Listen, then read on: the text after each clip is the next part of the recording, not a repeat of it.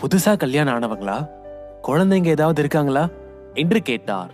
அதற்கு ஆதி பக்கத்தில் இருந்த திவ்யாவை பார்த்து, திவ்யா, நீ போய் குடிக்கிறதுக்கு ஏதாவது கொண்டு வா என்று சொல்லி திவ்யாவை அனுப்பினான். பின் ரத்தினத்தை பார்த்து, நாங்க 2 பேரும் காலேஜ்ல இருந்தே ஒன்னா காதலிச்சிட்டு இருந்தோம். எங்க 2 பேரோட வீட்லயும் எங்க காதலுக்கு சம்மதிக்கல. அப்புறம் வீட்டை எதிர்த்து தான் கல்யாணம் பண்ணிக்கிட்டோம். அதனாலதான் இங்க நாங்க 2 பேர் மட்டும் இருக்கோம்.